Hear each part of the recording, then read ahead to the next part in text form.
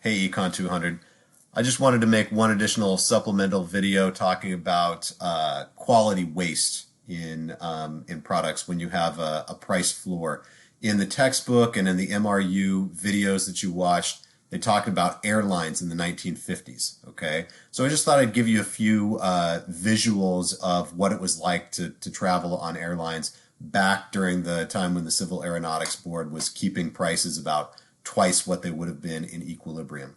So if you just go do a Google search here, you can just see air travel 1950s and see the images that pop up. Okay, first of all, take a look at the amount of legroom that these folks have on this plane. All right, that is unbelievable by current standards. They could afford to give you this much space because you were paying such high prices per customer, per ticket. So they wanted to make their planes more luxurious for you so that you would travel on their planes and not on the competitors' planes. In addition, you can look at like a picture like this one here.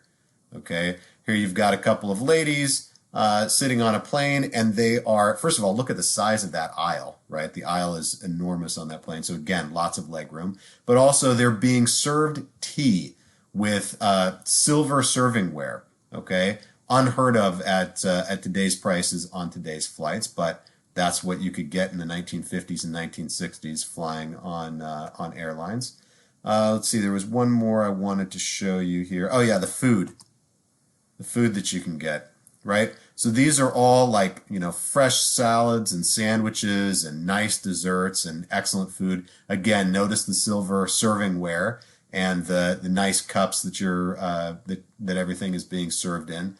Okay, and this is standard fare in the 1950s because again, you're paying such high prices, and the airlines can't compete on price, so instead they compete on quality.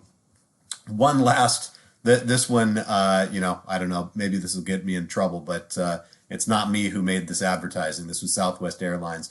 If you go to Southwest Airlines, this wasn't the 50s. I think it's the maybe 60s and 70s. Look at this advertisement that they put in magazines. Mix business with pleasure, right? Take a look at the ladies. You know exactly what kind of pleasure Southwest Airlines was offering to its customers. So you can also see that wasn't false advertising, right?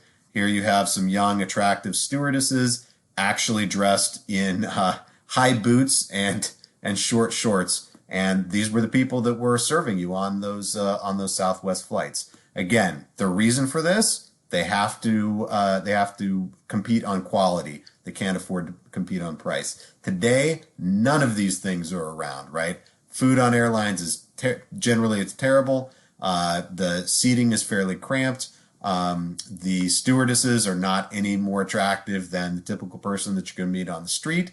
But we pay substantially less for our ticket prices today than they did in the 1950s. And the analysis that I showed you in the previous video on quality waste tells you why.